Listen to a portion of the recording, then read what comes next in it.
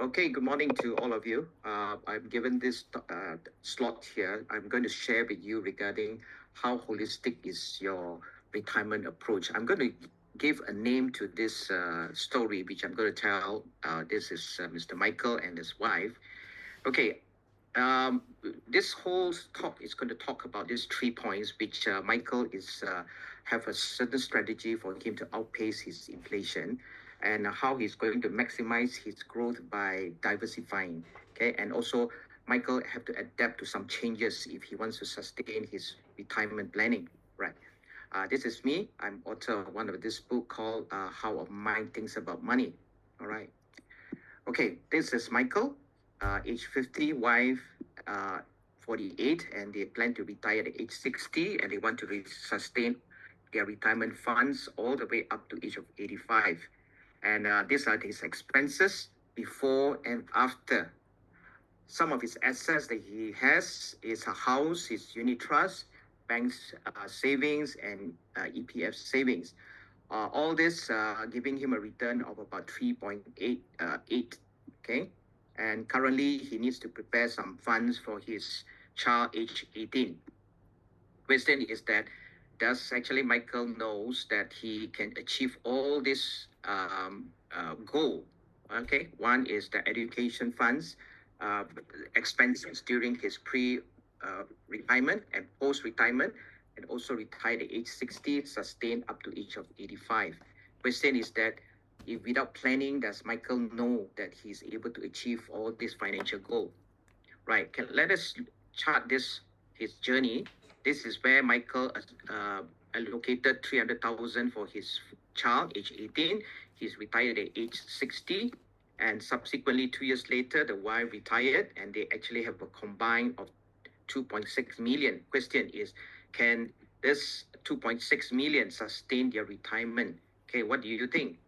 If this is his goal, then you have A, you have B, and you have C.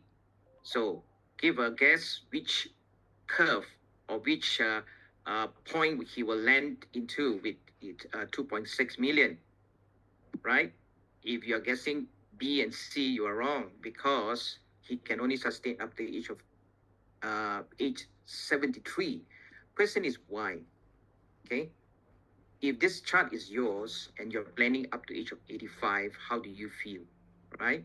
So this chart just simply shows us one enemy, right, which is called, I call this mama inflation index. Can you see that these are quite food that we always take, and we go to mama, and this roti canai, roti bakar, and kopi, and all this. Can you see that inflation all has escalated so much for the past 10 years?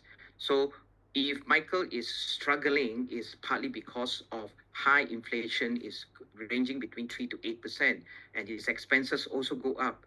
And if inflation is the main cause of it, his return from his investment is too low, Michael is going to have problem, big problem, right? So the only way for him to overcome his retirement is basically to invest return higher than the inflation. Then Michael, will have a comfortable retirement planning. All right. Okay, let's revise this again. Now, earlier we mentioned that he can go up to the age of 73. If I were to adjust his ROI to slightly higher, which is 3.88, slightly higher to 9, then this is how his curve looks like. Great. It looks fantastic that he can reach up to age of 85 beyond. But the problem is that he's going to face a great exposure of higher risks, right? Because during retirement, we are talking about serious money. We cannot lose that money. So he have to do something. So we suggest that he probably may look at just moderate risks. Okay, and we are going to adjust his ROI to roughly around 7.5.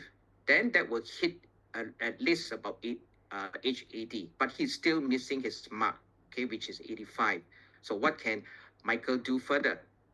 Michael then have to do a bit of adjustment on the spending, which he have to save at least 1,000 a month, then put that into a saving of 7.5. That will push his retirement up from 73 to 82. Okay, but he's still missing the mark again. So with this, he actually have to do a bit of cultivating the money mindset so that he can spend lesser, do a bit of budgeting and tracking. So all these are required by Michael to do. Okay. How about what can he do to further improve it?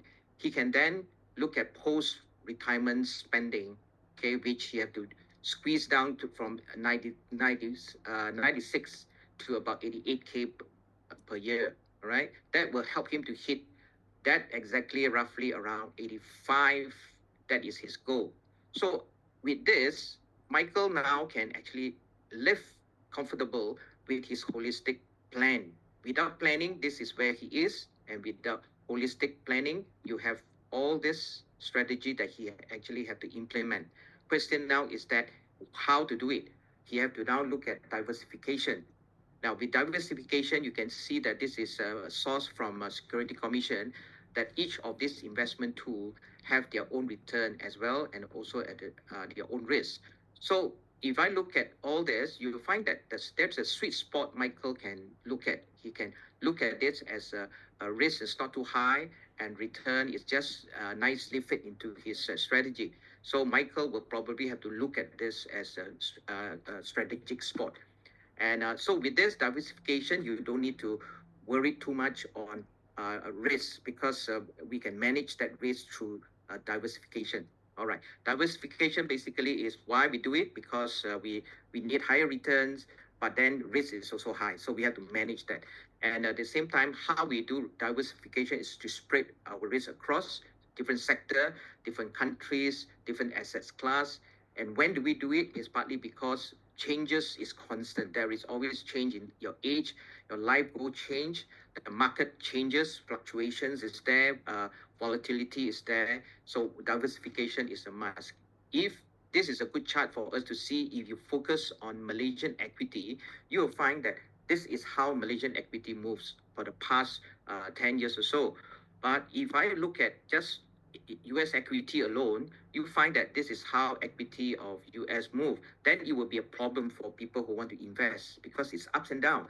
But you notice there's a trend here that when the US goes up, Malaysia comes down.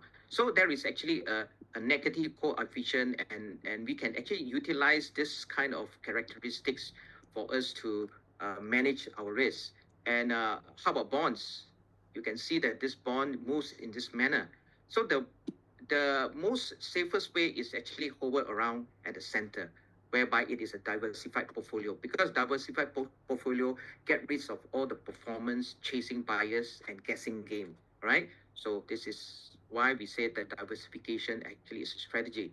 Can you see that this is also another chart which shows that Michael is roughly around, earlier we are suggesting 9 point something, we are just moving up to about 7, the best optimum place that Michael should be looking at, because the best strategy now is to do asset allocation. What is asset allocation? Can you see that even EPF themselves also do asset allocation? Equity, you have fixed income, you have market, money market, real estate, and so forth. Each of them have their asset allocation.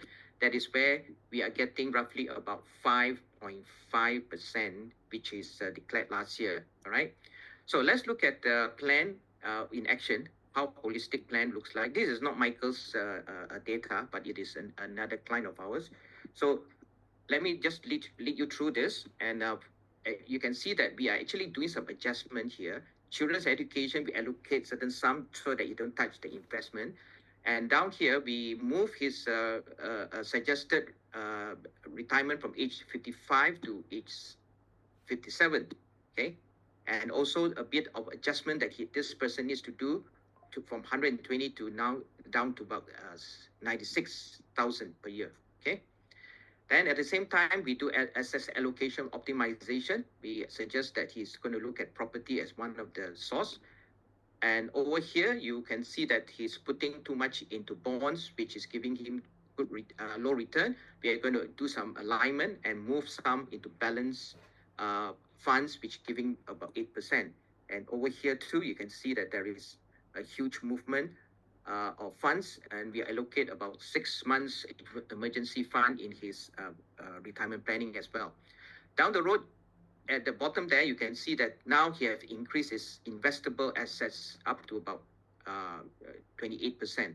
So that brings his ROI, which is don't do anything, it will be 3.3. But if you do something, it will be about 5.67. Okay. So this is how his all the red color is where he's not able to meet. Whereas when you do some adjustment, this is where all this is able to meet his target, right? And first few things that we like to that when you do this adjustment, retiree can stay clear of high return scam because this is where a lot of retiree likes to scam those who looking for high returns. So you can see from here, you actually required about 5.67 for you to live a comfortable retirement plan. Okay, retirement basically starts with the end in mind. So with this, I would like to say, if you like to have a retirement planning checkup, just scan my QR code here, or connect with me in the LinkedIn. So with this, I would like to say thank you and all the best.